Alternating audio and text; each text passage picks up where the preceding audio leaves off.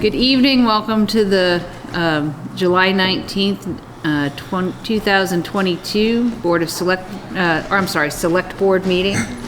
Please rise to say the pledge. I pledge allegiance to the flag of the United States of America and to the republic for which it stands, one nation, under God, indivisible, with liberty and justice for all.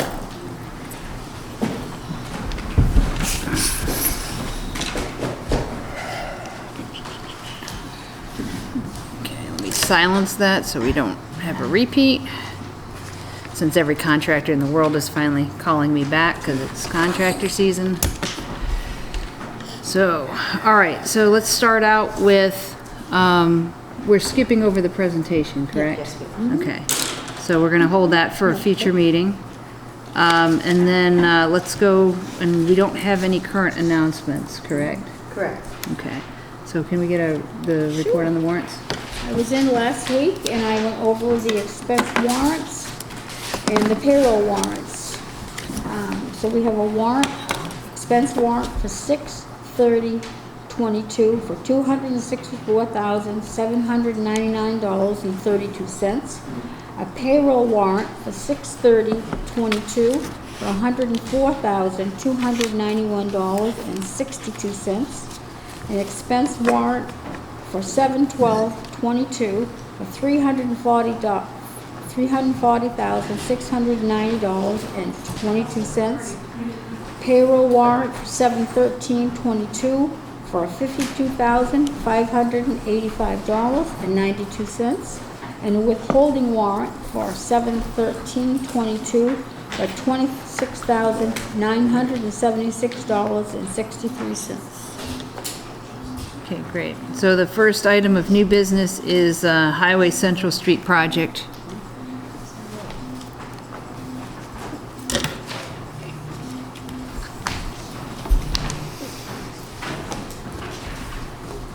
Okay, Here's the great. contract.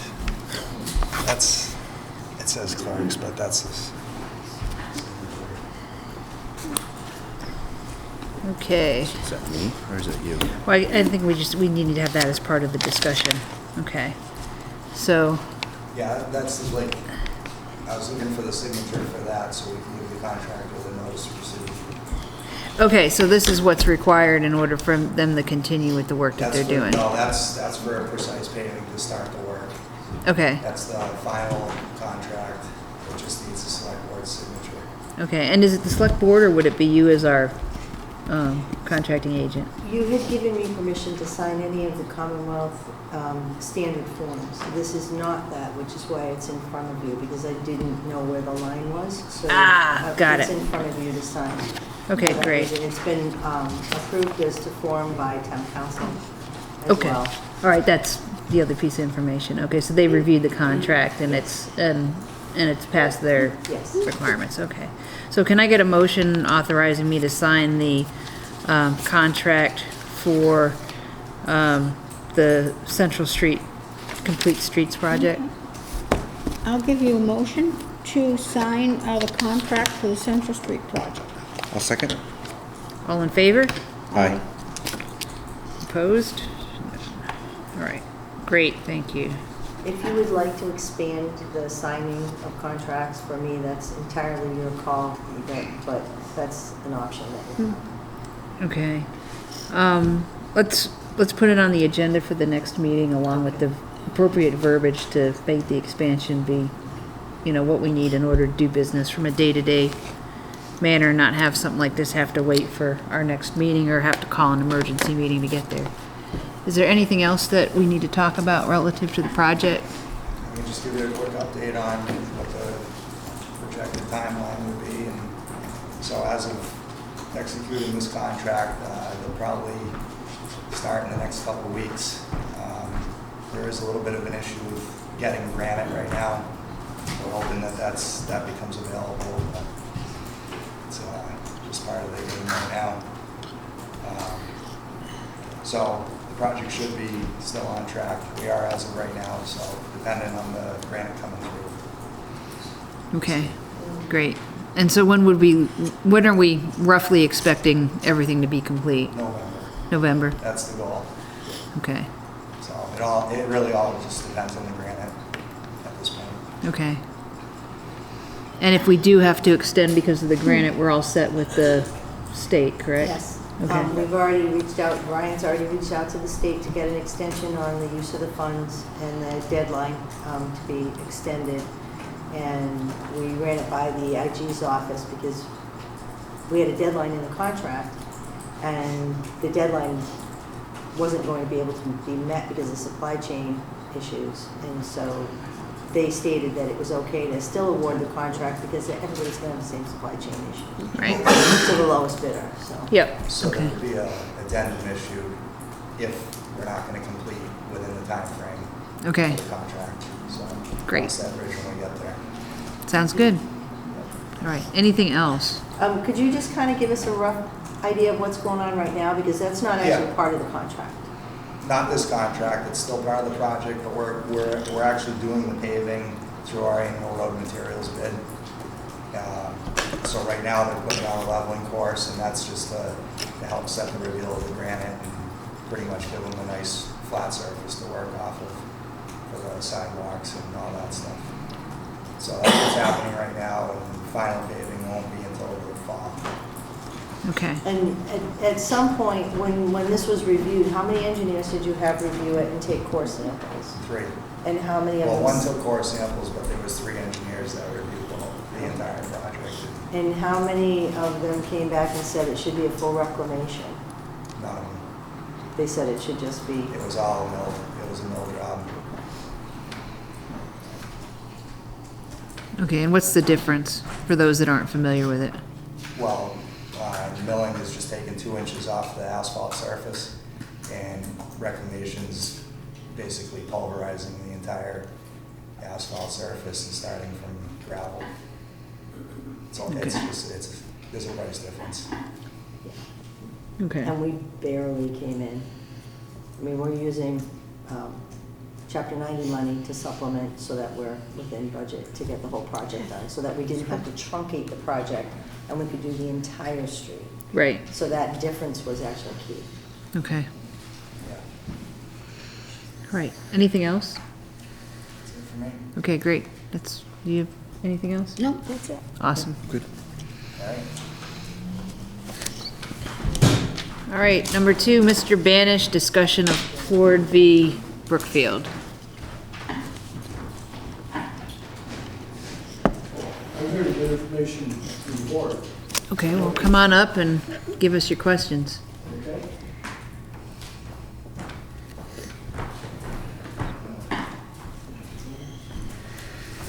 Tell me, pass this on to you what my questions were. Yeah, yep. So let's start with the current status of the court proceedings. Point of order, could he introduce himself, please? My name is Mark Banish, I'm a Brookfield resident, and I'm from Mill Ave. Thank you. Okay. So, Kelly, are you comfortable with covering these questions in a way that doesn't violate anything relative to the case? Yes. So last Friday, Wait a minute, let me understand what you mean by violating. So there's certain items that when we've got an active court case, it's not generally advisable for us to discuss in open meeting because depending on what we say, it could have detrimental effect to our standing in the case, fundamentally. Okay, so Can you identify what these items are so that we don't inadvertently talk about them? you can ask all you want, we just might not be able to answer every single question as fully as possible. So the reason why I'm deferring to Kelly is that she's closest to it, she has a legal degree, okay, and and I've read some of the transcript, but not all of the proceedings, and while that transcript, I guess, is now a public record, it's public record, and we could provide that, I guess. absolutely. So we can provide you a full transcript of where we sit right now with regards to that, but if you want just a synopsis around these questions, I think we could we give a Cliff's Notes version can. for here? That'd be great. Well, as part of this process, one thing I want to make happen is to have a mechanism so that all citizens of Brookfield are aware of where the situation stands. So how do we do that? When does this get posted on the channel, the public access channel? Is that something we can tell citizens about? It can go up on YouTube. I don't know that it can get up on cable access yet. Okay. Do we have any other mechanisms like posting it on the website, town website? You mean the information from the case? The information, right, the status of the case. Okay, That's a good question. I guess it would depend on how much information. I could put a copy of the transcript, I believe, yeah, you could make the transcript available. available. It's pretty much whatever's available on the court website, correct? Yes, whatever. Yeah. the We could- court we could says. actually Although just- the could we just transcript, post- We had to request the transcript Okay. Okay, to get that. okay. So, I think probably, maybe we can set up a separate section for this. If there's that much interest in the status on this, we could set up a separate section that's got links to the court documents, and then when we have something like that, that's a public document now that it's in the past, we could probably post that attached to whatever article we set up for that. Yes, I believe we can. Okay. If we could check that, that would be good. Okay, so for the benefit of those present, we're, Can you speak up a little bit louder? Their microphones not. Feed into the- Not to amplify the conversation, but to feed the camera. Yeah. okay, so for the purpose of everyone present, can we have a review of the status? So currently, we have had some decisions on summary judgment. Summary judgment is where parties agree to current facts that are not going to be tried, and they ask the judge to rule one way or another on those facts. The judge gave out a ruling that stated that, and this was from the prior hearings, that the racetrack is grandfathered. Therefore, we cannot shut it down. We went back and asked for clarification on, because the judge said they could have intermittent use for practices. It couldn't be a commercial use. We went back to get clarification. The judge said that she wasn't going to clarify what intermittent was. Then there were other findings of fact, and the judge determined that currently the racetrack can operate 28 weeks out of the year, 5 days a week. The hours are iffy. And that it cannot be a commercial enterprise. The transcript has the judge saying that that is intermittent. So when our counsel went to ask if we could go to trial, the judge basically told them she didn't want to see us again, that the town, and I am paraphrasing, so please feel free Free to read the transcript once we post it. That the town has been pushing this and pushing this and pushing this and pushing this, and that what she sees is that even, doesn't matter what she says, we're gonna come back and find something else wrong and try and shut them down again. So she was very adamant that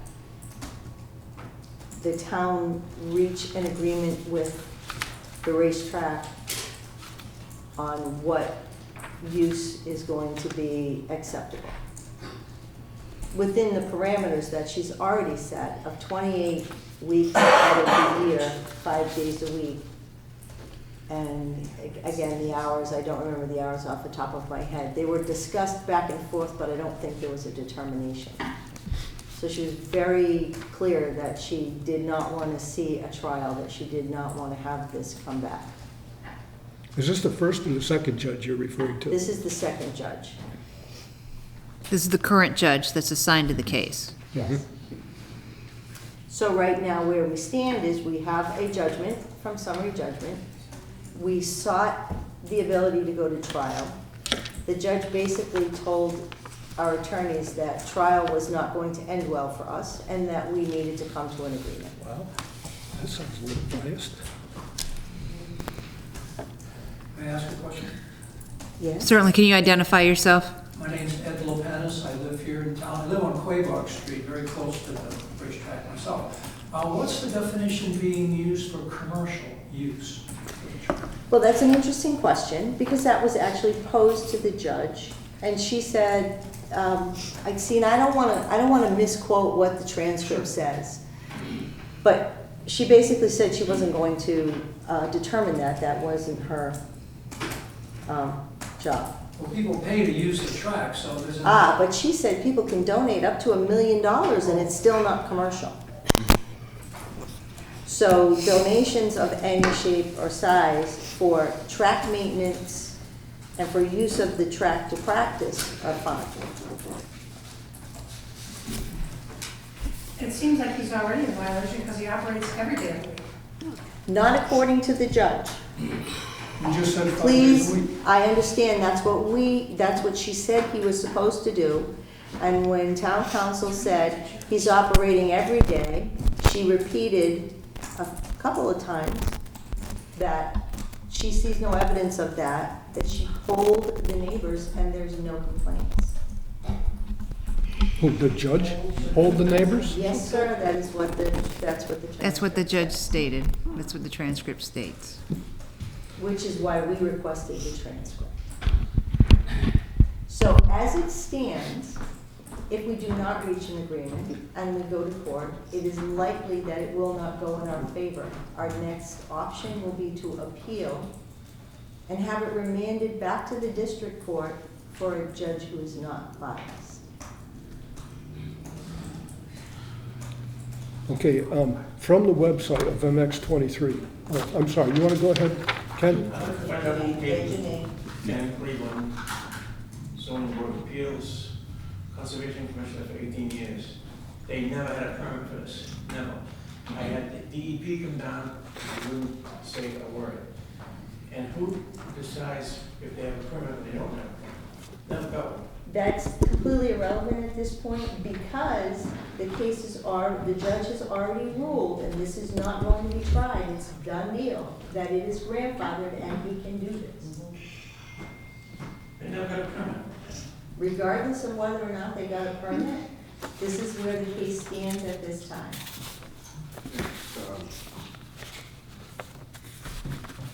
Jack Recognize Clark, 101 Brunel Avenue. Do we have the same law firm representing us that originally did the first part of the case? As to my knowledge, I believe so, yes. We do. And okay. Keep in mind that there's been no trial. They have not been allowed to produce any evidence or any witnesses, and the judge pointed that out. And town council repeatedly said, and you'll see it in the transcript, when we go to trial, I'll be happy to produce all of these people for you, Your Honor. We have many witnesses, so.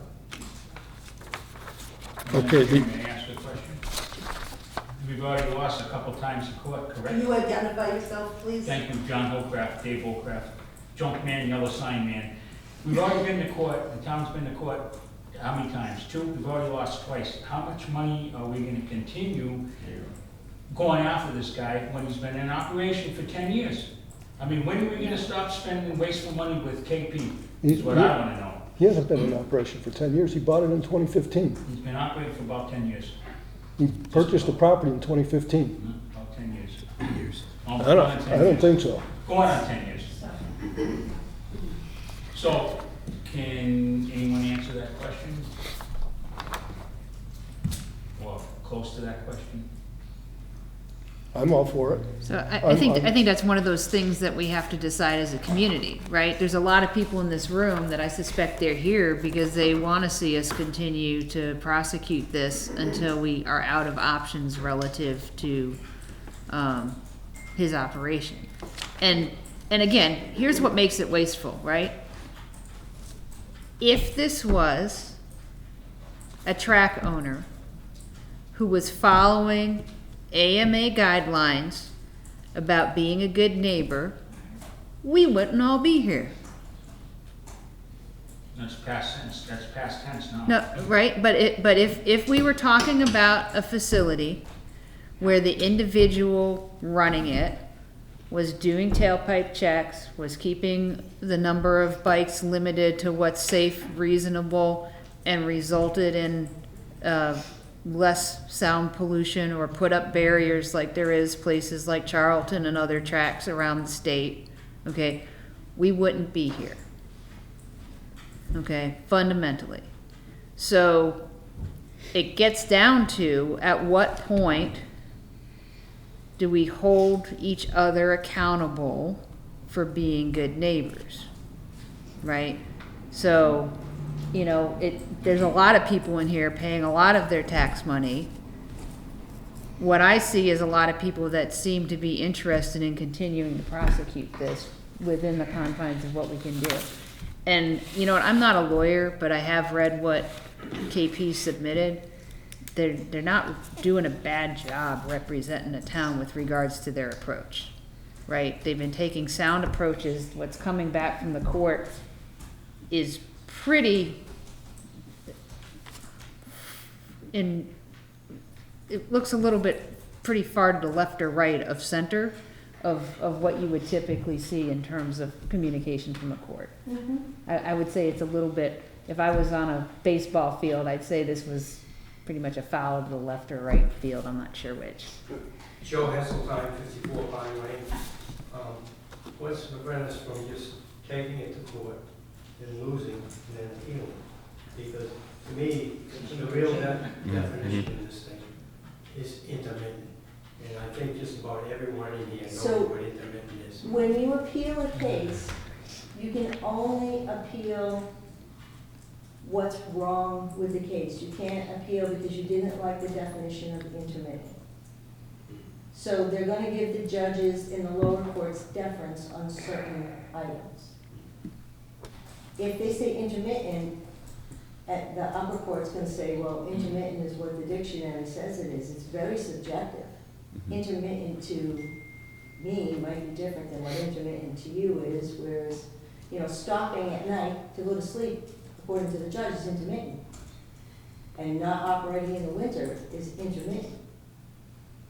So, you know, to somebody else, it might be intermittent is we operate between the hours of dawn and 11 a.m., and then we shut down until 2, and then we run until we turn our lights off at 10 because we've got lighting. That's intermittent. It's broken up.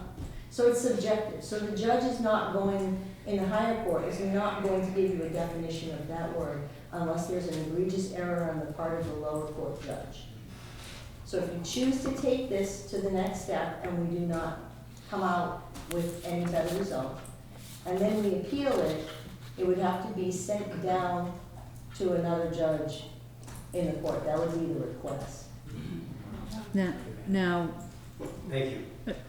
do you mind if I just make one quick comment and then I'm I'll just going to go? follow up on what she said. Oh, sure, go, well, yeah, you guys go and then I'll go. I'm Fine. sorry, didn't you before say when the judge had defined it was a 5-day period? Mm-hmm. Okay. And again, I'll have to count every day, but I mean, But that's not written. That's in the transcript. So that's not written in the actual decision. oh, all right, so, well, I don't know, what's the difference between the transcript and the decision and the You transcript? and I are talking right now. That does not create a legal binding document. That's the difference. All right, could you object to the way the summary judgment or whatever was worded? Is that an appeal? So that's what KP has done. They've continually gone back and said, we need a definition of intermittent, because intermittent to me is, well, just the way I described it. And intermittent to you is a way, you know, is something Yeah, else. So intermittent. we need the court to clarify that. Yeah. And the court said no twice now. And it's in the transcript where she said, you can't keep asking this. You had a, Yes, Marty Mariano, zoning board of appeals. So if the court would like us to try to negotiate with the owners of the mobile product, why aren't we We are, actually. Well, I'm supposed to be on that, and I haven't heard a word. Actually, no, you're not. And no, don't, let me finish. The people who negotiate, it can be a representative from your board, it can be your whole board, it can be a representative from select board, it can be the whole select board. It could be no selectman, it could be just you, it could be the two lawyers. The judge said for the two lawyers to do it. Okay. That's what the judge said in the transcript. So they set up, this all happened Friday, just so that you know, this all happened Friday morning. They set up a meeting, the attorney for the other side is on vacation, and then he's supposed to reach out to Attorney Blake and set up a time for the two of them to do a document. They sent one over to us already that expanded the use all the way through the winter and had no closed hours, which we said no.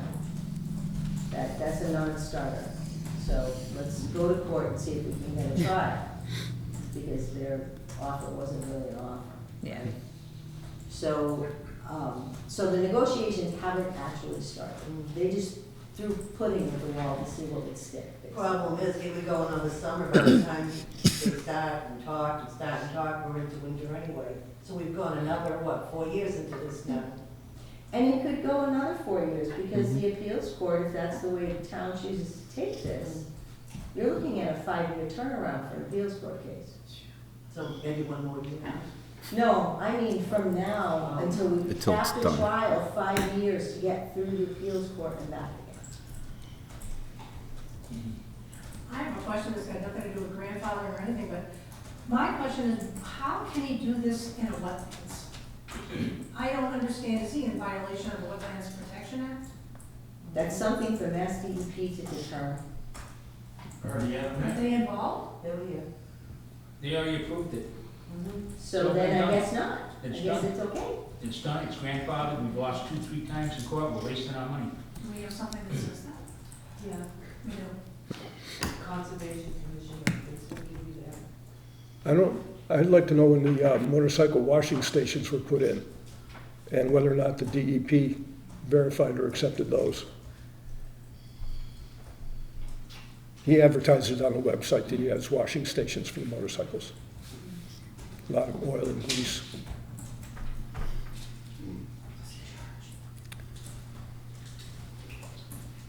Okay, getting back to the financial, got oh, one other. I'm sorry. Recognize Mr. Lincoln. Gary Lincoln, Quabog. The question was raised as to why we should continue to pursue this, and I have a few observations. Number one, there's been one death down there, and one who might have played a kid who was very serious.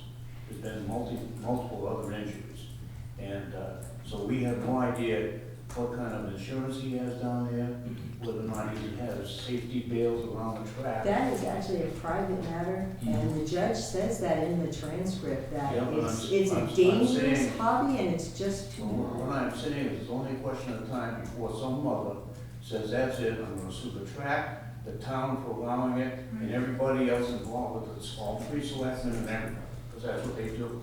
And so, you know, we talk about spending money on it. Well, maybe it would be less money than paying for $1 million lawsuit. You know? Well, that is a risk that's possible. However, we have an extremely fat record of attempting to stop it, so we would be very likely to prevail against that. If the town was sued because of his negligence and irresponsibility, should there be any, I mean, I'm speaking hypothetically. Right, hypothetically. You know, for life, I don't understand how the Charlton could have stopped it, but we can't seem to. And this guy won't allow anybody down there who inspects. Grandfathered. We And have it's no idea what he it's has. all about the grandfather. It's the pre-existing non-conforming use. It's a pre-existing non-conforming use. I have no idea. It's all private. Yeah, It's not private, it's Yeah. public. It's people coming from all over the state. Something can still be classified as private. It's private, because he Yeah. can pick and choose who goes on that property. Yes, so it's still So private. it's private. Yep. But And, he, and the judge actually addresses the lack of safety because town council has brought that up as well. That it's not a safe thing and people are being hurt and that they, you know, it's a draw on the town's ambulance. And the response was, it's a dangerous sport. They know that, that's on them. Was the judge's response to that. Yeah, but there's no such thing as a disclosure form. That doesn't work. If somebody wants to sue somebody, they can sue, right? You can't disclose your form, you're way out of liability, and so if somebody wants to sue, they can sue. Eventually, this town's gonna get sued by somebody for a lot of money. They would. Just from a financial standpoint, just something occurred to me. When the fire and the rescue and the ambulances go down there, are all those charges passed on to the stealing my thunder owner? there, Jeff. I'm sorry, the You're stealing business, or are we, The is the town insurance just bearing companies those? and the ambulance charge, the riders and whomever is in. Yeah. that When they're the fire responsible calls for. go out too, or, I mean? Well, or the doesn't- reason that doesn't the it fire truck calls really go out, go? I know this is actually on Marty's list. Oh, sorry, I is- didn't know. It's okay, you don't have a list. It's because it's treated as an accident and they can't assume that it's just somebody who's gonna be right up front. They're always in a bad location. They're always on the back of the track. So they have to get in there and they treat it like it's a vehicle accident rather than have the police respond, the volunteer firemen respond. It's actually more cost effective for the Don't- town to have the fire department respond than it is to have the police respond. The police don't respond? Not in all instances, no.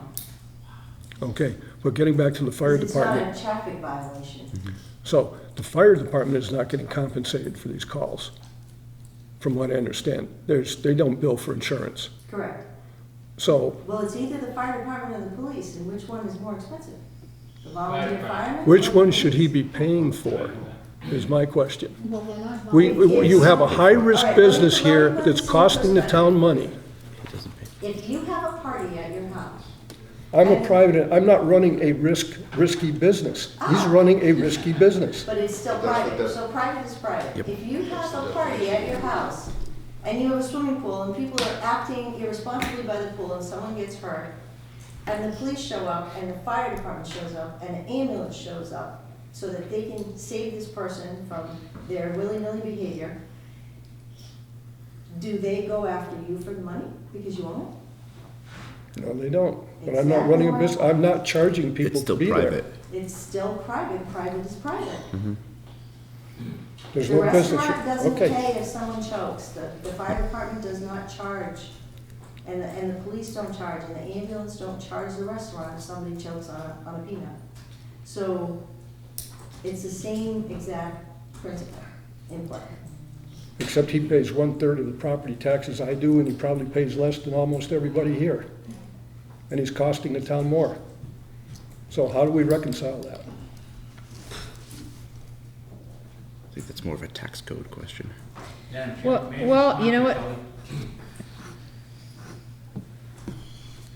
Let's take that statement under advisement. Okay, We're gonna take that specific statement word under statement? advisement. okay. You just said it was about, what was the statement again about taxes? Well, yeah, about the fact that he pays fewer property taxes than all the rest of us, but costs more in town services. Directly related to a business enterprise. Madam Chair, may I respond to Kelly? Sure. Kelly, you had a question, you said what's more expensive, having the police show up at the track or the fire department? If the fire department shows up and 10 guys show up, those 10 guys get paid X number of dollars for X number of hours, even if they don't do anything. And that's what's going on now. 10 guys go down there, you only need 2. The police show up, there's no check, because they're on the clock. But when the firemen show up, they all get paid to go out on a call. And we put this into place about 3 years, 4 years ago. I was on the finance board when they got. And now, instead of having just a couple, they don't know, firemen don't know if there's only 2 guys going down, but if 10 of them show up, they're all gonna get paid. So it does get expensive. Good point. Mr. Chafee? A good point to Mr. Holcraft. We lucky if we get 2 guys down there from the fire department when there's calls, because they're sick and tired. So he's 100% incorrect. Herb, I've been down. Not at each other, it's through the chair, thank you. Theoretically, his statement is correct. If 10 people show up, but your Which it is, correct. clarification that they do not is excellent information to But advocate. there's never 10 people that show up down there. No, and the police department does show up there every time. They do also. Yeah. So, but again, unfortunately, we return to regardless of the level of risk of the activity on the private property, we have a social obligation, even for bad neighbors, to be neighborly, so. Ms. Plum? Couldn't there be some sort of a compromise, which I don't suppose this guy compromises, but why couldn't there be something in there about sound barriers? I don't think anybody would really be that, opposed to it if there was sound barriers. I mean, it comes right up the river valley. People over near Tonopah, I remember we're right on the end, so we get it all the time. And I would think sound barriers seem like a logical thing. But expensive. Yes, that's my only thought is who pays for it then. It's something to consider for negotiation. Okay. Mr. Holcraft was next with the hand. I missed which one of you came up first. I don't know, I had my hand up before and then I put it down, but Okay. I'll be brief. Yeah.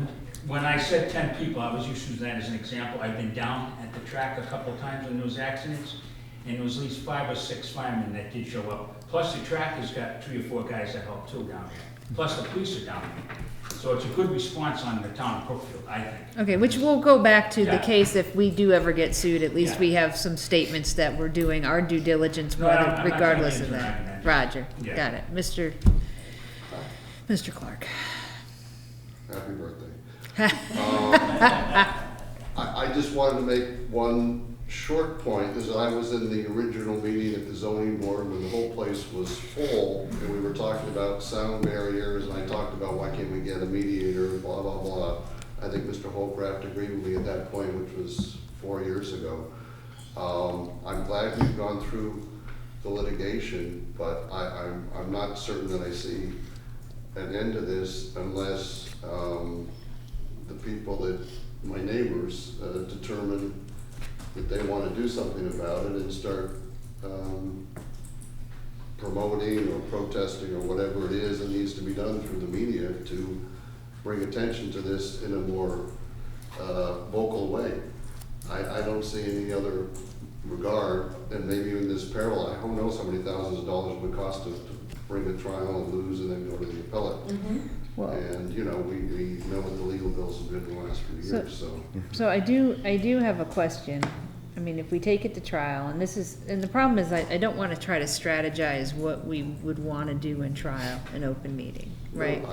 So, but I find it interesting that there's been statements made about polling neighbors, and I'm wondering, one of the things that would be useful to us potentially, at least for us to be able to provide it to KP, is if you all can basically get us a laundry list of names of neighbors that if they want to call upon them for the purposes of the court case, if we get all the way there and we aren't successful in a negotiation, right? We need to mind what the temperature is in the court, but, let's start the roster in terms of folks that we can bring forward to say, I think Margaret got one. right? So, You can take a look at this, but I'll send you copies. I'll send you digital copies.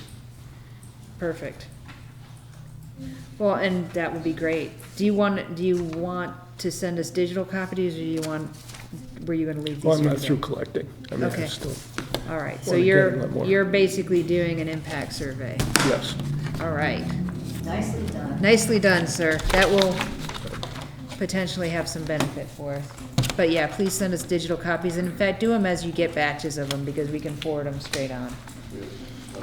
My one other point is, could we move to get whatever Margaret Marty's questions are, so that were those covered by Kelly's discussion already? No, I'm not done. Okay, so we had current state, status of arbitration, we covered that. Fire department calls, we covered that. Enforcement, compliance with court mandates, restrictions. Right now, we have no court mandates or restrictions.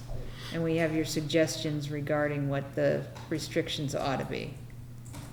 So I think we actually have covered everything in the email, but. Okay, well, I have a couple more issues. When we were talking about the money for the operation of the track, and the word donations was used, that they could donate up to $1 million.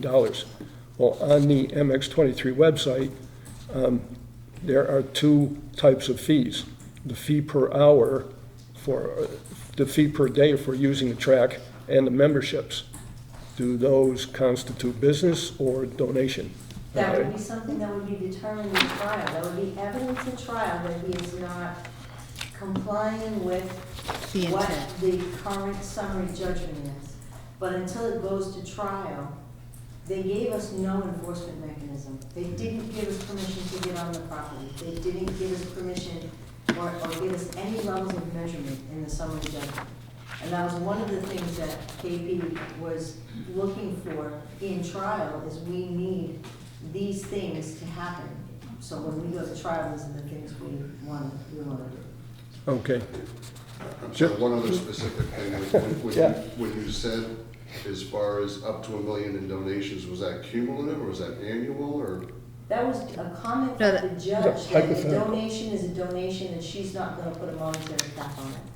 Oh, but you mentioned $1 million, so it wasn't. That was what that's what she said, was $1 million. That an Hypothetical. individual could hypothetically hand him $1 million for using the track, and that's up to them. It's a donation. Yeah, Okay. that's this, so the transcript, again, is just the conversation. Have to get the transcript in. I'm sorry, Mike. I just- John Tack, a couple of questions. So can we request from the court to find out who they solicited their response from? When you see the transcript, you'll see she immediately backpedaled because town council went, excuse me, Ron, did you just say you polled the neighbors? And she went, Okay. So the second question is there not a state requirement on muffler noise? the town does not enforce state laws, But the state does. correct? But that's on public property. Yeah, so, No, that's not true. This is Massachusetts General Law, Part 1, Chapter 90B, Section 32. Every officer authorized to enforce the provisions of this chapter or any rule, regulation, ordinance made under authority hereof shall report to the director. I'm in the wrong paragraph. Determination. By the second, such officers may, in the performance of their duty, enter upon and pass through or over private lands or property. So, And does the sound come under chapter 90? excuse me? Oh, I wasn't talking sound. You were talking about access. They have the right to access that property to for the purpose of enforce enforcing. Chapter 90. That's what that just said. It says I'm missing the for the point. purpose of enforcing this chapter. So if the law is not within chapter 90, their authority stops. I don't believe that's correct. I believe Read it this, again. well, you can go, I'll give you the sheet, you can go online and check it. It's all about enforcing the restrictions of off-road vehicles. That's what it's about. That's why I said, is the rule within chapter 90? If it is, then, I didn't read all of chapter 90, I'm sorry. no, that's okay. I don't know chapter 90, so I'm not agreeing. Okay, I don't mean to sound defeatist, but with all of these issues that are arising, why weren't these issues thought about during the initial procedure of the town approving the motocross park? there was no approval. This was grandfathered in. It's not permitted. It's a totally unpermitted entity. Correct. So the way this worked is that back in like the 70s and 80s, This use was happening on that property prior to any zoning bylaws really existing within the town of Brookfield. And so it's a grandfathered pre-existing non-conforming use. Could I say one thing? Sure. Okay. Back in 1986, there was a non-binding question at an annual town meeting. It says, does the town want motocross racing in the town? And it was voted no. They did not want it. And at the time, the planning board was very lax. I don't think you were around, Sharon, but but they were very lax. They should have picked up on that, and they should have stopped it here in the town, but they didn't. When did you know what the vote was? I don't remember that at all. I I'm don't sure know. it's in the, I can't think what the vote, but it was a good margin. People did not want it here in the town, because when he did have it down there, and shortly after that, Mr. Wallace stopped it. But then we have all these people that come forward, and they try to say that it was run by different people, and we know it wasn't because it had stopped. Sporadically you would hear a bike up there, but they're trying to say it was more than that, and it wasn't, because we live right there. We live about a quarter of a mile from there. Well, there are affidavits on file with the court, and the court took them as true, and they get to determine what is and what is not true. That it was continuous, that. It wasn't. And that's where KP Law failed. It wasn't, because there was three of us. That No, had I a don't deposition. disbelieve you at all. There was three of us that Absolutely. had a deposition. I was one, my husband was one, and my neighbor. We went to court on it the first time, and we all testified to it, what was going on, and he had all these people that were against us. Well, your affidavit says it was intermittent, and then they have an affidavit that says it was continuous? Or Mhm. And the court decided which one they wanted to be true. They disregarded Linda's? Yep. Yes, Yeah, they could do that. that's what a judge does. It determines whose facts are facts and who are not. Where there is no The jury. same select person that he disregarded the affidavit? Yeah, but see, Jeff, I have to, when they have any kind of discussion, I have to stay out of it. It's like I have an interest in it because I live right down there. So when I had gone to court that time and did the deposition, I went as a citizen of the town, not as a selectman. Oh. And so when you have a bench trial or you have a judge sitting to determine facts, the jury, you have a witness that says one thing, and then so one side has a witness that says one thing, and then the other side has a witness that contradicts them. The jury, or in this case the judge, determines who is credible. And then they take whatever person they feel is credible and use theirs as fact. And the judge chose the other side. That's how it works.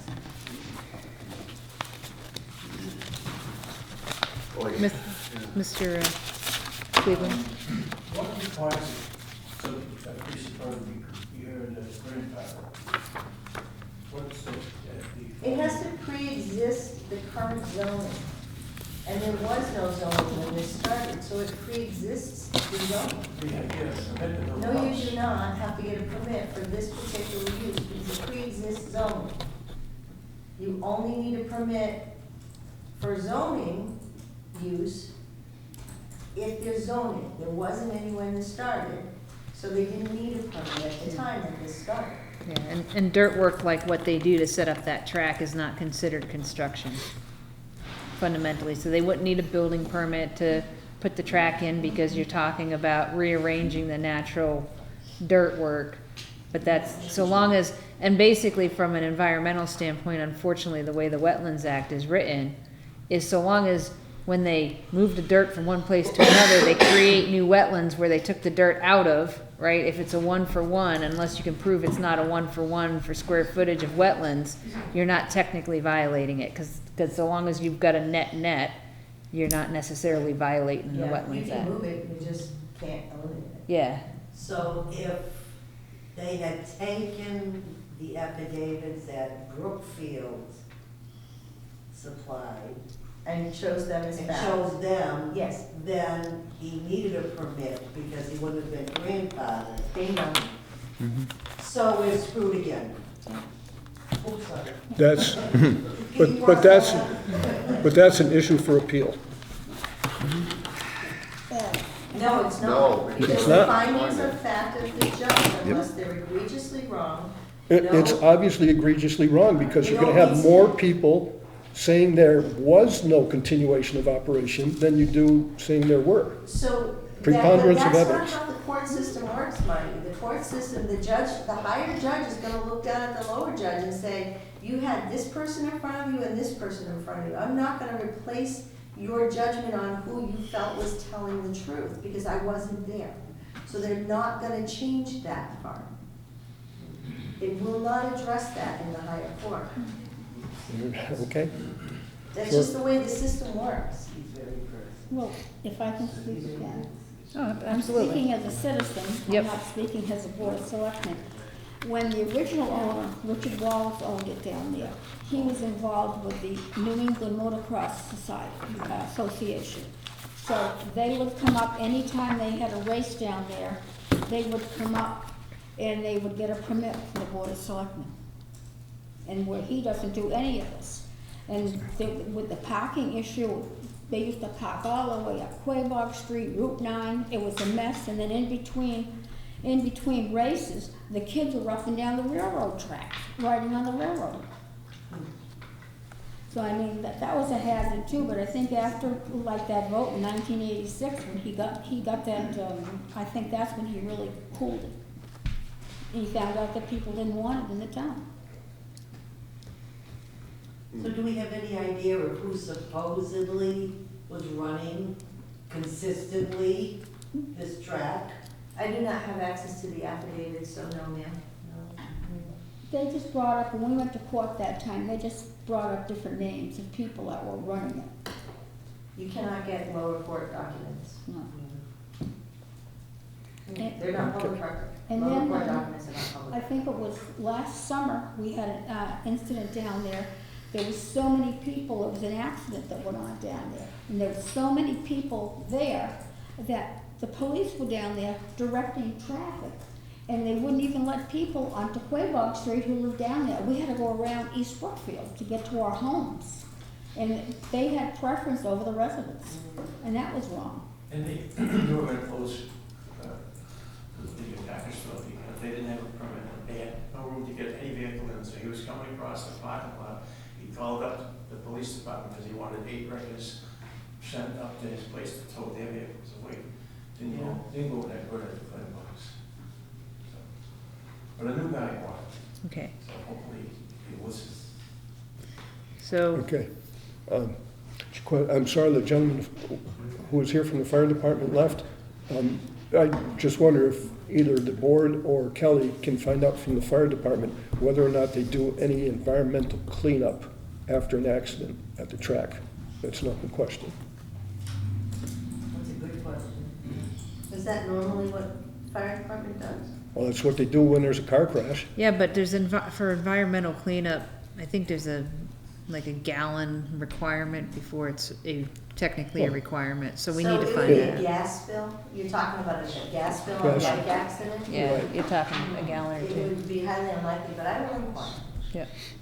And then maybe also how, I need to inquire about, he has that wash station down there. That has nothing to do with us. Nope, But that's the it. thing is, he's polluting. It's environmental the police. ground, He's putting oil and gas in That's it. Mass DEP. It's another use for the property. What's considered an ancillary use. Right, so it's basically fundamentally, if you have bikes on the property, having a wash rack is just something that happens because bikes are on the property, according But it's to in the the laws. wetlands. What's that? But it's in the wetlands. Yeah. But again, the town isn't the ones that have the enforcement authority on that. Well, they came to my house and made sure I wasn't doing anything in the wetlands. The town did. Mass DEP has already been out there and ruled on this. Okay, can we get the name of the DEP person so I can contact them? I do not have access to that information. Okay. What kind of DEP person are you looking for? Or what? The one who supposedly approved the usage. That was way back. Ken, what was that?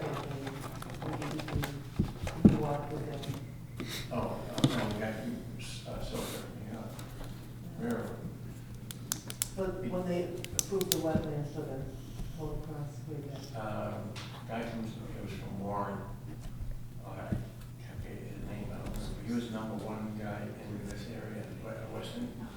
And he goes, well, is this, John O'Leary said, how come they're bringing over animals, turtles, all kinds of stuff like that? And the guy had no answer. I'll be back. But proved it. Never again. So, I mean, if, again, this goes back to where, if as an individual citizen, there's the potential to put pressure. If all the folks in this room started like hammering DEP saying, Yeah. as with complaints as private citizens, that would be up to you all. If the town has an official statement, calls in DEP, this judge will view it as harassment. Right. And we will not risk that. Yep.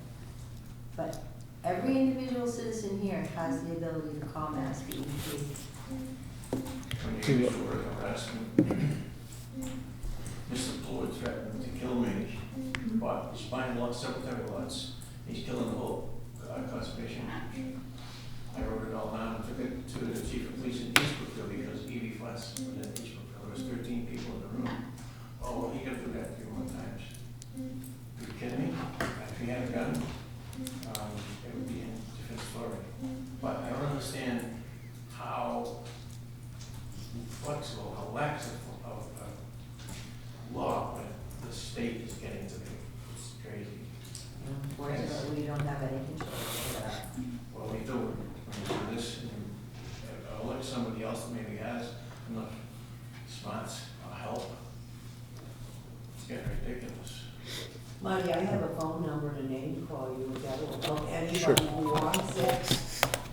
Should I say it out loud? Probably not. Probably not. Okay.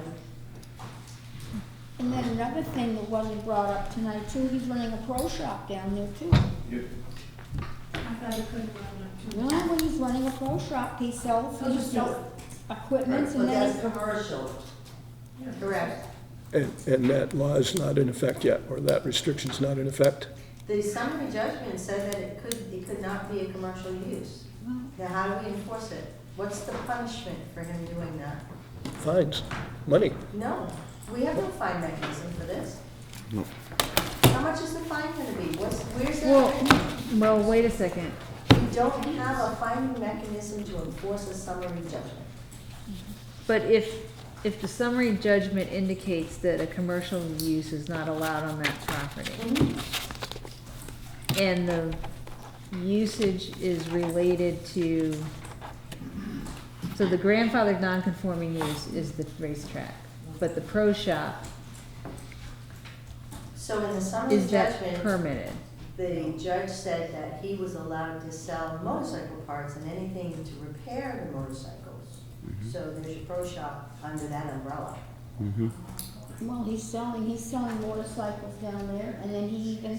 Because your motorcycle broke, so you need a new one. So that's under the umbrella. That's a repair replace. It's a repair Repair, replace. replace. Yep. Well, he also has, mini bikes for little kids are even down there now too, so he's selling them, because we've seen it on Facebook, we've seen it on the site, that MX-23.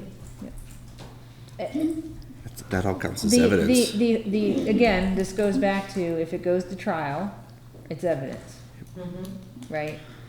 But it doesn't help us in terms of actions available to the town until such time as, one, we exhaust our ability to negotiate, given the direction of the court, and two, if we would take it to trial.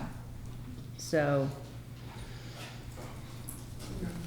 I'm sorry, I lost the train of thought as far as when you said before, this particular judge, so any request for going to trial would have to go back to this same judge, or how will we even get it Yes. to trial if she would, or he would disallow it, so that we don't wanna have a trial? Is that, If they go back and they can't meet an agreement, they don't have an agreement, then we ask the judge to determine what the trial facts are, which is what they attempted to do at the last hearing. And you have to read the transcript, because you have to read the transcript. yep, so we'll make that available Yes. via the Okay. website. Well, I want to thank the board for all the time you devoted to the subject. I don't have anything else to add. I would like to let you continue on with your agenda. Thank you, Marty. Thank you. Mr. You all Cleveland. know Mike LaRocca, used to be on the conservation. He had some friends, they come into his gun shop, they were environmental police in Massachusetts. They shut that down for 2 days, because half the kids didn't have a license, they had no, what do you call it? Kind of instruction, yeah. So they shut it down for 2 days, so everybody showed up the next week, nobody did anything. I just don't understand why we always get the broad end of this stick here. I think maybe we need to have a demonstration. Well, we can neither support nor dissuade you yeah. from any type of civic action. However, you do have a right to that type of action. You have a right to gather in the public place. Peaceably. Peaceably, Right to gather. so long as we don't get in the way of traffic, Kelly, right? Which traffic are you referring to? Yes.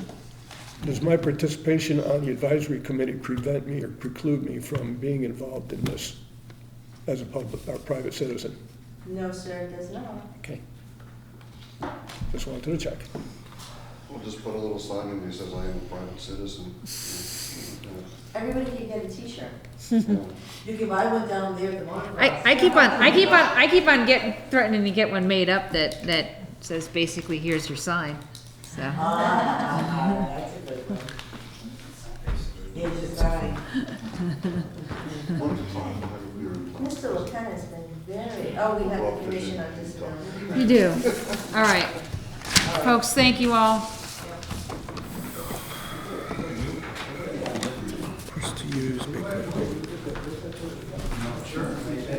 No, well, if you were here predominantly for the purpose of discussing Quabog Street, you're all set. We have plenty more to go. Excuse me, the meeting is still going on. Excuse me, Folks, please, if you're gonna talk, take it outside, please. Mr. Cleveland?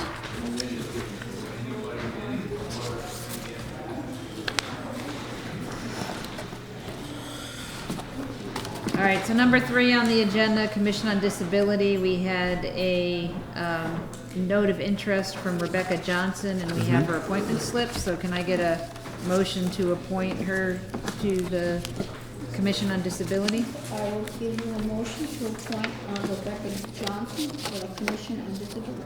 I'll second. All in favor? Aye. All right, number 4, Mr. Lepenas. Lepenas, sorry. All right, sir. Come on up. Good evening. My name is Ed Lepenas, and I'm going to make this as concise as possible.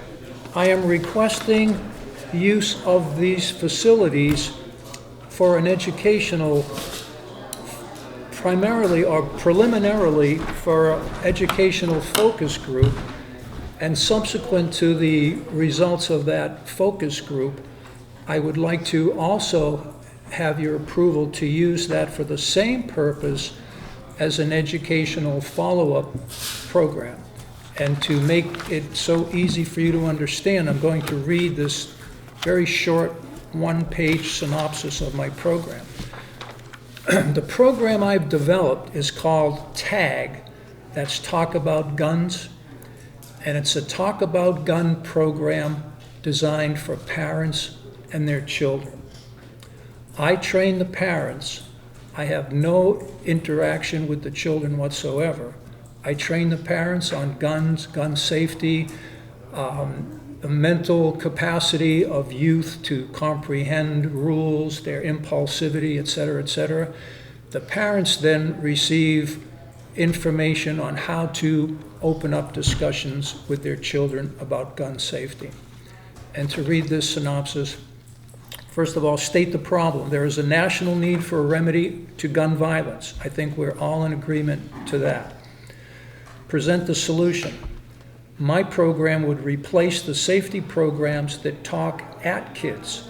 There's programs that currently exist throughout the country where a speaker will come in to an auditorium, speak to the children of different age levels for 45 minutes, give them a certificate of attendance, and they go home.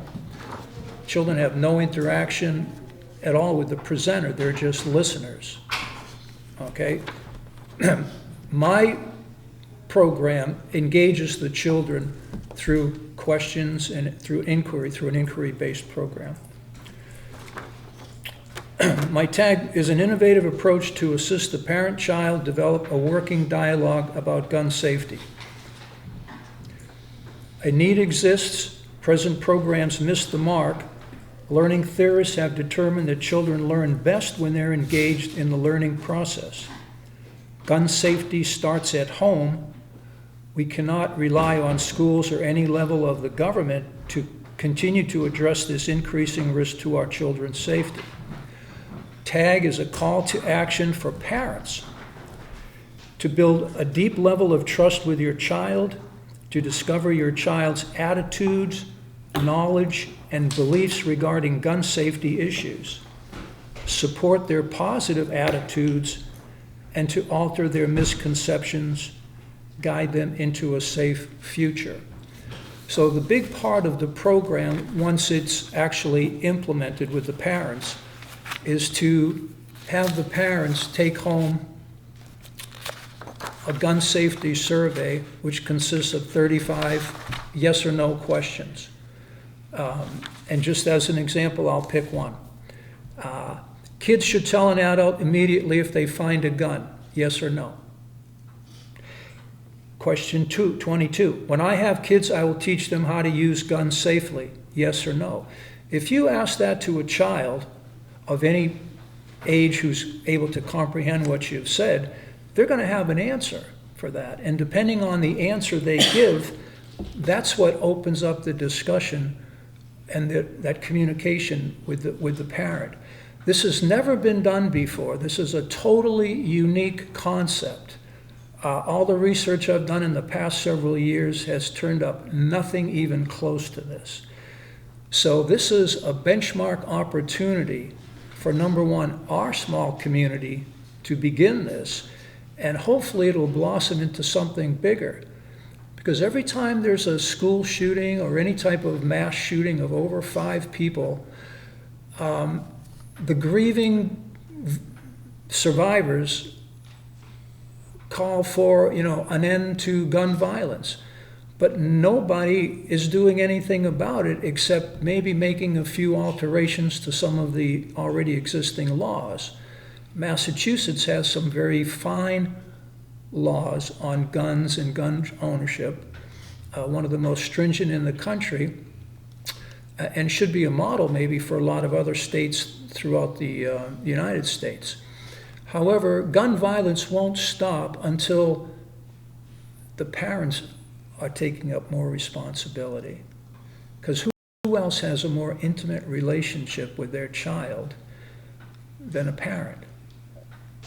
And maybe not all parents, but I think most parents. So I intend to utilize this facility, if at all possible, for a focus group, to have some educators, to have some other people that I'm in contact with that are thinkers and can present a logical opinion on this program, to meet maybe 5-6 people, and then to take it from there.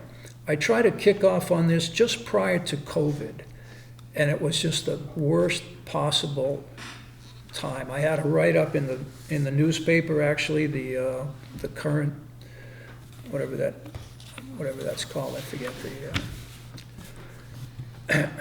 So, Anyway, yeah. So not to interrupt Sure. you, but I will. I guess I shouldn't say not to interrupt Yeah, you, okay. because obviously I am. But fundamentally, I mean, our standard policy here is that regardless of the topic, unless it's something that is, like, I want to say encourages civil unrest or something illegal, which this does neither, okay, that we typically just approve the use of the common facility. Okay. So, Linda, your thoughts on it? Well, my thoughts on it, you could even, instead of really coming here to do that, you could even go down, there's a meeting room at the police station. And maybe. Right, I think he inquired about that, and I think I did the chief talk was to Chief Blanchard, and he said absolutely not. Oh, He he said, doesn't want you to do it here. he said, it would be me promoting your project, and he said, I can't Right. do that, because that's the first thing that if a parent left that meeting and talked to one of their neighbors and said, oh, guess what? down at the police station. We have this thing down at the police station. Well, Right, I was hoping that the town hall would present more of a neutral right. And- ground. Yeah, and I mean, we allow, you know, Other groups. other groups to use it on a regular basis. Yeah, I don't see this as being any different than any other group asking to use it. I don't have a problem. As, Are you looking for something in the evenings, on the weekend? Because access to the building might prove to be a little challenging depending on who's here and who isn't. Well, then I could work with that, because the people I would schedule it with are probably working as well, so I think we could work that out, but, Is this a multi-week course? Is it a one? well, one- like I said, one and done? well, like I said, first of all, I'd like to get the focus group together and see what their thoughts are on it. And then if we can get, see, schools are very reluctant as well, because, and I don't know why, because you have sex education, you have cyberbullying, you have gang awareness. Those things are all presentations that come to the school. If you lived in alligator country, wouldn't you want an alligator specialist to come into the school and tell your children about the behavior of alligators and how to prevent being attacked by one? So We used to it do a sounds, drug-free prevention program in our Right. local elementary school. Right. it sounds really kind of contradictory to me that with as many school shootings as there have been, that the school people aren't interested in a program like this because the word gun is used, I think. Right, and fundamentally, I mean, I can see that a program like this might help educate children on what's right and wrong in guns, and if they see an inappropriate behavior to the person to the left and right of them, they might be Correct. more aware Correct. prior to something happening. So I think there's the potential for, you know, again, I go back to, it doesn't really matter what the topic is, so long as it's something that's legal, moral, and ethical, and this certainly falls within kind of that yeah, it is. as long as it's it not doesn't open advocating- up the town to anything. Yeah, It shouldn't To any open kind of up recourse. Any liability, no more than the other groups that are. Yeah, there. it, just if there was, the only thing is if there was if there was an opposite of this group, they'd be Well, allowed, then they'd be allowed to also as well. allowed to have Yeah. a meeting here, yes. Yep. Well, Yeah, we couldn't say yes to one and no to another, Right. just because they're opposing sides. right, Well- but if somebody wanted to, if somebody wanted to like hold a meeting on how to, you know, Because we want the children to play with guns. Because we- That would be the opposite. Yeah, the opposite of this is let's teach, let's Yeah, but if it teach fell inappropriate within gun legal behavior. guidelines and stuff like that, we So couldn't one of the things we could theoretically ask say is no. that anyone who attends, be given a written notice that the town, is not advocating Advocating the or program. against the Yeah. program, is providing a safe Yeah. public Public space space. public. to hold a First Amendment right Yeah. function. Yeah. Right. we- That's right, it's a First Amendment right function. It is a First Because Amendment it's, right function. so I think that's where we would stand, Well, to so. clarify one of Adam's comments was, this is not a pro-gun or an anti-gun No. program It's a program. whatsoever. Yeah, no, It's not It's not that at promoting all, gun no. ownership. So if people get the idea that, well, this class is only for parents that own guns. that's- Absolutely incorrect. If anything, it might be more for the people that don't have any interest in guns at all. Because their kids will be exposed to them at their friends' houses eventually. And victims That's are not, victims are taken at random. Victims aren't selected at schools as to their parents or their personal interest or disinterest in firearms. So, yeah, I hope that's all Yeah. crystal clear. I think we do want to Yeah. put a requirement that such a notice be Well, handed out. as could part of Kelly it. help me draft that? Then I'd be more than happy to do Yeah. that. And actually, I'm close enough to the town hall that it's, so long as somebody gives me some notice, if they need somebody to open the Okay. town hall, I can do But that to me is just like a generic, anybody who requests to use it, Yeah. probably. Yes, I think that's a good idea to Yeah. put that in place, that there be a disclaimer, Mhm. and that all the groups be given written notice. Agreed. Would we charge a Yeah, then fee? it's just- Because I know one of No. the groups No, that lives it's here public. does No, pay this is a fee. public building. Yep, They public. don't pay a fee to the town. The Nope. other, I thought the They other may group, have a fee to the group, but not to the town. because I know the group that meets here on Sundays, they pay a fee to use the town hall. To whom do they pay that fee? Or they call it a donation, Karen. It's a donation. Oh, it's a donation, oh, he calls it a donation. Because we cannot charge to use this building. Okay. And I don't charge for people to attend Let my, me session. rephrase that. We cannot arbitrarily charge to use this building, so unless you have a policy in place It needs to be. that States requires a fee schedule. with a schedule, then you should not be charging a fee to anybody. So before you make a motion, if I could clarify, I want to use it initially for the focus group, which will be, okay, and then if we can get some parental support generated in the community, I would like to then utilize an audio visual program that I have set up for a PowerPoint. This would be to train the parents and to inform the parents as to what I just talked about here. So that could possibly lead to subsequent me giving presentation to parents, if that, and it's along the same course of action, so it wouldn't be anything different. Just understand, if you were doing that, you'd have to provide your own equipment, because we don't have something Absolutely, like I that. have the equipment, So. right, so, okay. So how often would you be doing this?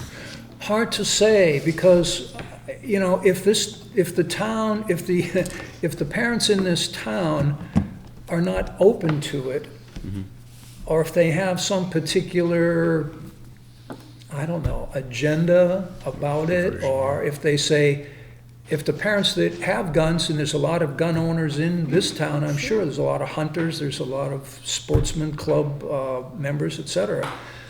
Those people might say, I don't need it. My kids know everything they need to know about guns, because I teach them. A parent could say that. So that classification of people might be out without even evaluating the program. The other people might say, I don't want to talk about guns. I don't have guns in my house. I don't want my kids exposed to anything to do with guns. I'm out. So if you can understand the problem I have in trying to promote this educational program, it's an educational program. It has nothing to do strictly with guns. I could call it talk about alligators, talk about cyberbullying. I could call it anything I wanted. But I happen to have a deep knowledge of firearms, and more than happy to help people understand that through an educational process. So to answer your question, I don't know. It wouldn't be like on a regular basis by any means. I'm going to have to see how it goes and see if there's any interest generated at all. So may I suggest that you make a motion to allow Mr. Lepenis to use the building for his purposes with a schedule to be forthcoming? And that you ask for a policy on building use? Yep. Okay.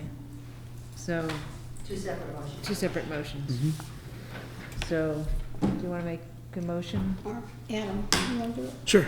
I'd like to make a motion that we approve the Mr. Lepenis for the use as he described and went over this evening for the town hall space. Okay. Second? I'll second it. All in favor? Aye. Aye. And then a And- motion, Second motion that we look into and put in place a policy for public building use. I'll second Sec- that. all in favor? Aye. Aye. And so prior to my actually letting someone know of a firm date for that focus group, should I get together with Kelly and draw up some kind of a Yeah. disclaimer Yeah, sort of thing? We'll try and put that together prior to, Okay, maybe for the next meeting, depends on how busy it is between now and then. Mhm. But fairly soon, and if you want any input into it, but it's going to be a general disclaimer about using the building and that the town isn't actually Right. doing anything but providing a safe space. Right, and then probably partner with Karen to find out available dates. Yes, absolutely, that was gonna be my next statement, is that Karen is the go-to for reserving this room. Okay. So she would be the one you would need to coordinate your schedule with. okay, good. So as long as then she knows she's here, she has the approval, it's been approved, and I just connect with her Yep, at this point. And, for availability, yep. well, I thank you very much for your patience and for your approval of this, because I just think it's incredibly important, especially in today's climate of what's been happening out in the world. And I don't see anything coming close to this as far as a remedy.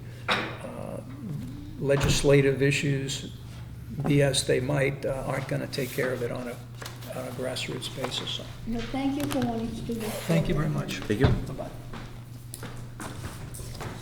Okay, so next is an item, is a right of first refusal relative to the sale of property. So this is for 13 West Main Street. And they intend to sell, 0.465 acres, to the abutter at 15 River Street.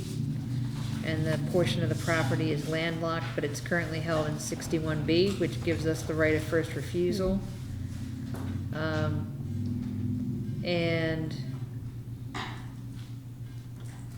And basically what it'll do is it'll make 15 River Street a less non-conforming parcel in the village district.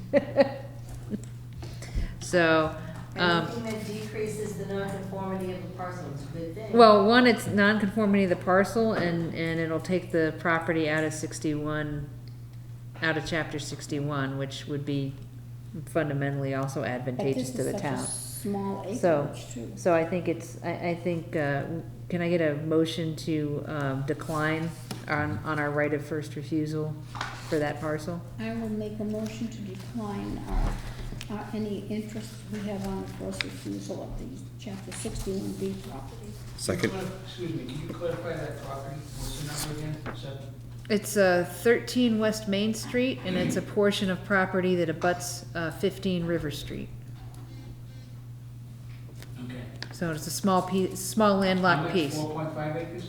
0.465 acres, less than half an acre. All right, thank you. Yep. So, I seconded. you seconded? Yep. All in favor? Aye. Aye. Okay. Hayden and Lincoln Street Extension. Oh, the senior center. All right. So as part of the committee that was granted authority by the Board of Selectmen to look at this piece of property to evaluate whether it was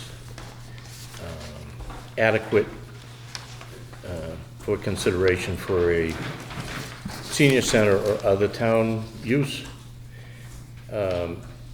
we had an evaluation, a property evaluation team that went out, and we evaluated any number of properties, this being the one that was initially identified.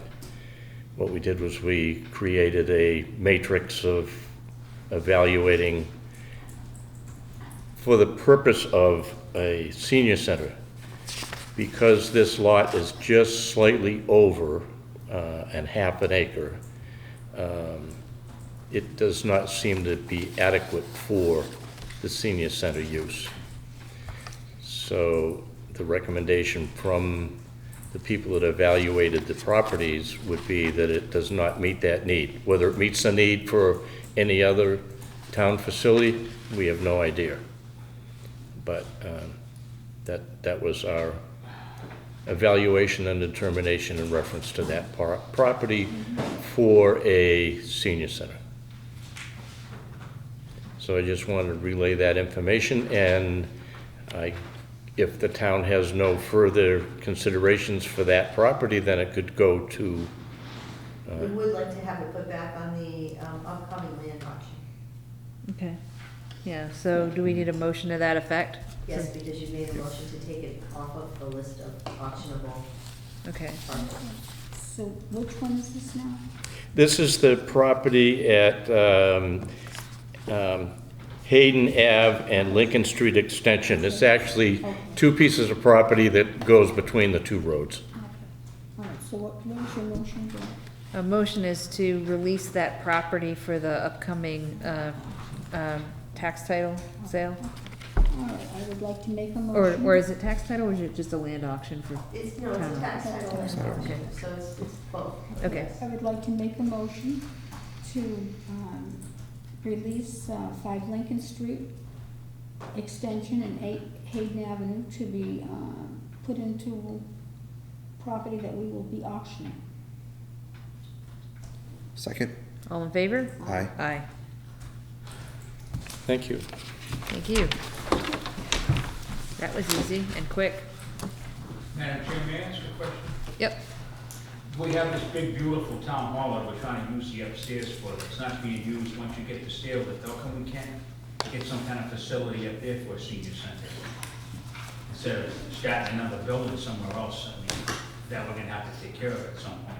So right now, we've got a fairly large, I'll call it, Citizens Action Committee, because they're not actually a chartered committee of the town that is working and providing recommendations based on what they feel is best, given the actions taken by other towns and what's usual and customary for establishing a senior center.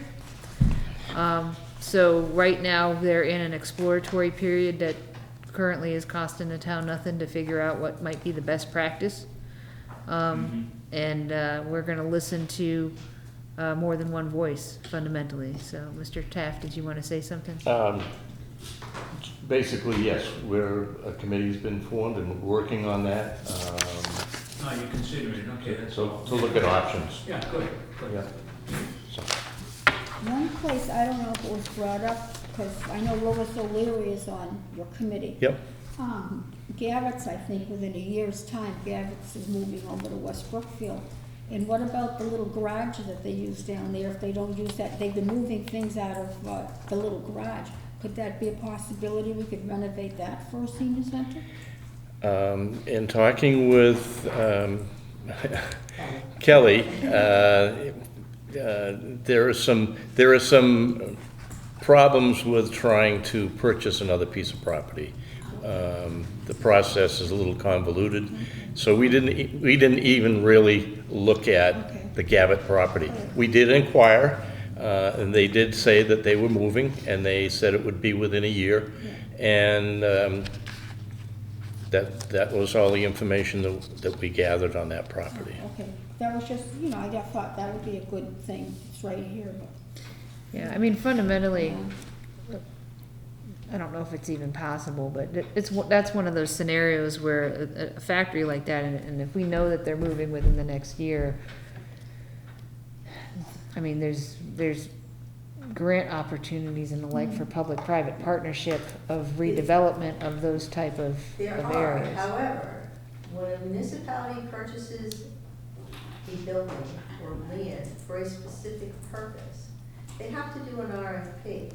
And if somebody across town you can't write it so that it only fits one piece of land. Right. So if somebody across town meets those requirements, you're still not gonna get this parcel. So you have to go through the entire RFP process, and you may not even get the parcel. Well, I'm actually not saying that we're looking to buy it. No, I understand that, but I'm just saying, that's what Mr. Taft is alluding to, is that the process to purchase it is much more convoluted than just saying, they're gonna get rid of it, let's buy it and going and getting a town meeting vote. We've gotta go through the RFP process. Yeah, we'd have a better chance in terms of if we could find a means to encourage a private party to look at redeveloping that into something like senior housing and incorporate a senior center type space that's available for public use into the design fundamentally. Yeah, I know, I think it was Wales, they used mass development and they got a private contractor to come in and build their senior housing for them and they managed it.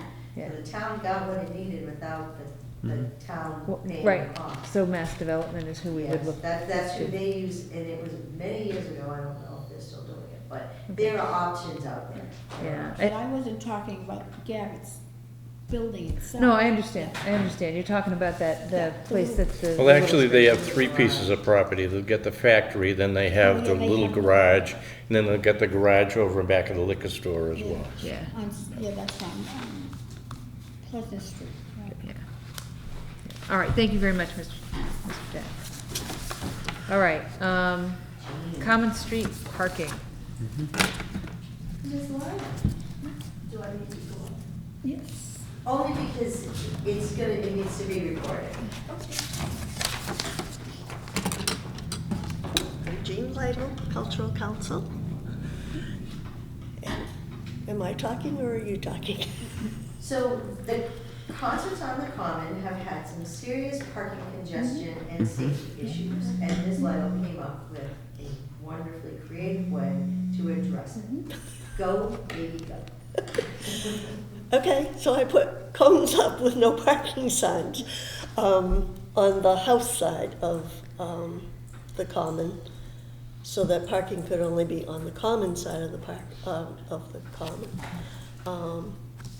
There's a lot more parking on that side, and that way, well, one person asked if there was something that could be done about the process on Facebook.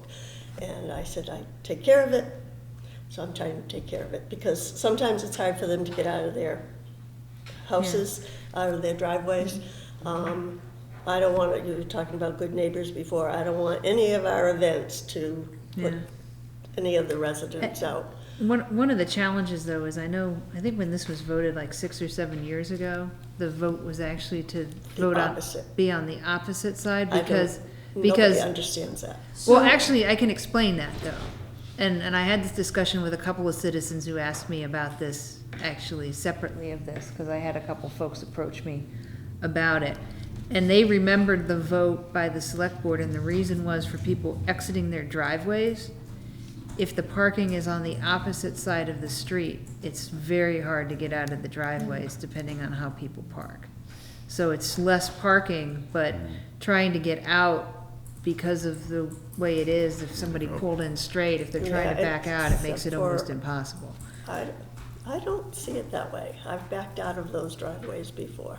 Yeah. And I don't see it that way. It's also an issue for the fire trucks to come through if they're parked on the other side of the road. That's very narrow down there on Common. And I spoke with the fire chief, and his preference is common side? His preference is common side, because the fire trucks can't make the corner if they're on the other side. They can't park close, they can't get into the houses. Okay. If the EMT needs to pull in a driveway, they can't do it if the cars are parked there. And you can't park more than, you have to stay 6 feet away from either side of the driveway. So you really only have. You get like three cars can park on that road if you do it legally. So his preference was, and he gave his stamp of approval to the way he saw it done. He said, actually came to my office and said that. Okay. If he has any input at all, then he would prefer to see it on the common side. So since this was a vote of the Board of Selectmen, you can revote this. Okay, so let's go ahead and revote it then. So would these be signs all year round? No, it would just be for the common. Just for the. So how would that be? It would be for events on the common that are. But how would that be? So if someone's coming here and they don't know an event's gonna take place, and then they park there before said event starts. Right. Other people will just naturally park because they see a car there. So that won't prevent. Medville at the library also agreed that they have issues when they have events at the library with the parking situation as well. She mentioned an oil truck having a problem getting through. It's a narrow street. You know, So that's a permanent, no parking no curbside parking on the resident side. that's an option. But, Of residents, but the only, Residents only, maybe? No curbside parking, but then. You know, having I don't enforcement. mind walking across the street, and I'm one of the residents, so if we're all gonna park on the, fundamentally, the, like, reason why people park next to the houses is because those that have been around know that that's the side that was originally voted for the parking. but then So there's we a need problem signage. though, there's a problem in the fall, because when you have Apple Country Fair, they allow the vendors that set up on that common street to park right in back of where they set up. No, but But we're voting it's to okay, actually they put it, can park there. we'd be voting to have them be allowed to park. So they there. would be up against the Right. common, Yeah. not on the Yeah, houses. so fundamentally, what we would potentially wind up doing is having to it's all paint out no year. parking. Yeah, it's either, so I can't imagine how else it would be enforced to do it by event. It would Unless you be- have We'd event. we would have to put up You would have to signage. do- Yeah. You'd have to put up signage, like no parking between the hours of, or no parking between the gates of, or Yeah. no parking permanently on this side. Like of we have the street. ones for winter where it's nothing until what, like November to April 1st or something. But I don't, But my opinion, I don't live on the common, but I'm there a lot, would to have a permanent sign. So I guess that's what we. Because What's that? it's all year It long should that be stuff goes on. permanent. Yeah. It's- No, I think it On probably, the I think first it probably is permanent parking ban on that side. Yeah. So, just as long as we're consistent.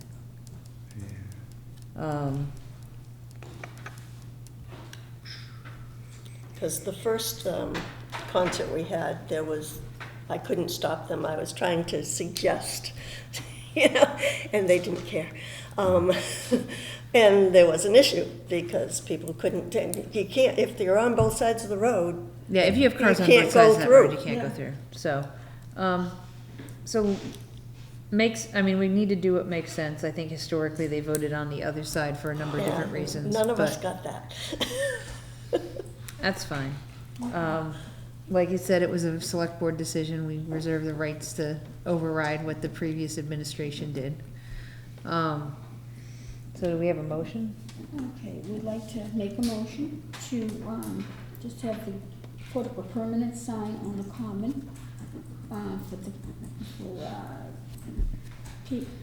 how do we want this now? Phrase that there's no parking on the house side of Okay, Common Street. Okay, there would be no put up a permanent sign that there would be no parking on the house side of, Common Street. I'll second. All in favor? Aye. Aye. Now I have a question, because last week I put up no parking signs on cones on that side so that we wouldn't have the issue we Okay. had before. But I need to move my car, cause I didn't know that you put your signs up, cause I I know, didn't come I out know. the house. And your You could've car- knocked. And your car was the only problem. When people couldn't get out at the end of the street because people parked on the other side. But, so until signs go up, we have a huge concert coming Friday. Yep, So I can do that? yep. As far as I'm concerned, you guys, I don't have I'm any problem assuming, with that. I'm assuming if we just voted it, Yeah. that we're good with the temporary signs as well. Should we send a letter to the residents on Common Street, let them know of the change? Because if they park where now they That would can't, be a very considerate. That would be a thing to do. considerate thing to do, because now if they park where they can't park and then they end up with a ticket for some reason, yeah. they'll not be so happy. Yeah. As I wouldn't be so happy either. One sign at each end, one sign at each end, and one in the middle? Yeah, just So three. signs? I think three would be I fine. think three's overkill, I think too. I think it's a little Both are- brutal, I think one One on on each each end, end. that's what I do. Yeah. And then we can always continue to put the cones up to remind people for the events. yeah, I think that would be best. Okay.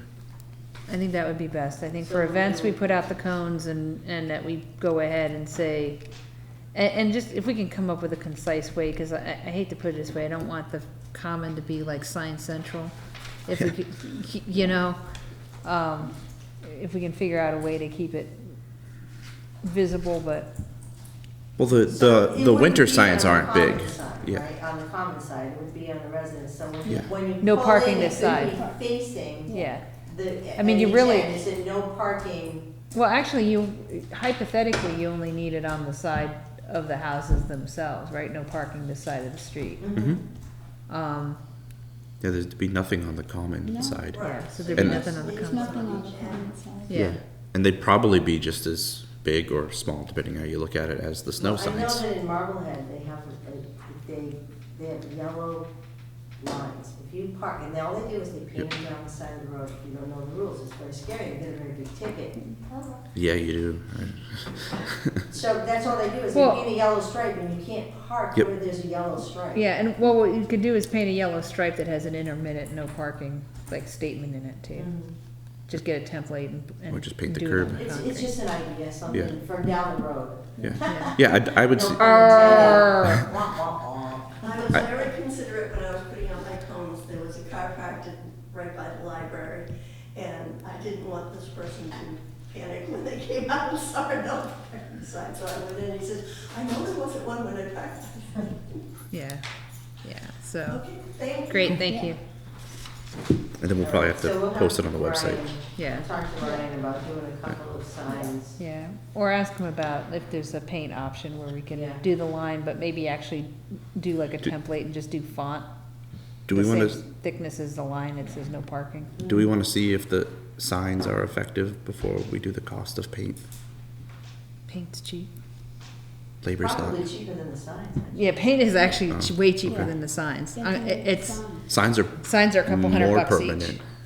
Are they still making the signs down Well, we have a sign machine, but I believe we have to pay somebody to come in and use it. Yeah, and the Yeah. material is not cheap, so, there? Yeah, Well, so, Yeah, do you it know, so. a little sign VA is about $100. yeah. Yeah.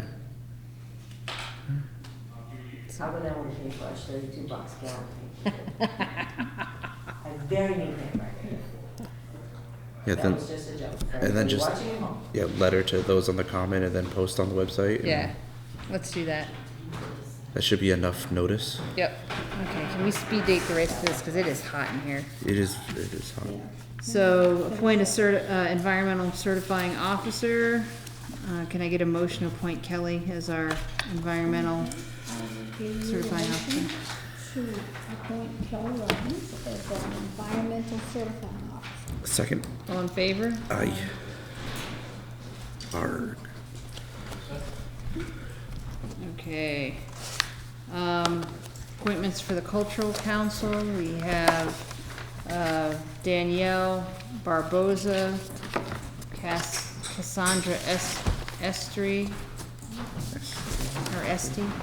Would you like, I'll make a motion to appoint Danielle Barbosa and Cassandra Esty to the cultural council. Second. All in favor? Aye. Okay, we've got a wage authorization for Cameron Courtney as a firefighter for the rate of $18.16. Okay, I will make a motion to appoint Cameron Courtney as a firefighter with the hourly rate of $18.16. Second. All in favor? Aye. And let's acknowledge the fire reports from receipt of April, May, June of 2022. Okay, take a motion to acknowledge the fire reports from April, May, and June of 2022. Second. And just some of the anniversaries, so I don't want to skip over those. Okay. We've got Linda McLeod, 20 years, Matthew Roderick, 18 years, Daniel Esser, 11 years, and Thomas Germain, 1 year. We've got Assistant Chief Herb Chafee, 45 years, firefighter Phil Chafee, 24 years, firefighter Ashley Mark, 9 years, Jay Haley and John Rose, 5 years each, firefighter Steve Budnick, 41 years, and firefighter Matthew Graves, 23 years, and a new member, Cameron Courtney, as of June 6th of this year. So, and we need to vote to approve the selectmen's minutes for 6/21/22 and 7/13/22 as sent to us earlier. I'll make a motion to approve the select board minutes from 6/21/22 and 7/13/22. Second. All in favor? Aye. And can I get a motion to, oh, I'm sorry, we've got two correspondence notes. We've got Mass Electric, a notice of culvert repair for, on the right-of-way for Quabog Street. And then we have from Charter Communications, a lineup change where they're gonna launch GAC Family in High Definition on 123, 184, or 295 as of August 16th, and they're gonna simultaneously remove the standard definition feed. They'll basically get that program on the same display channel. All right, can I get a motion to adjourn? Have a motion to adjourn at 8:01. Second. All in favor? Aye. Yeah, it started to like really cook in here.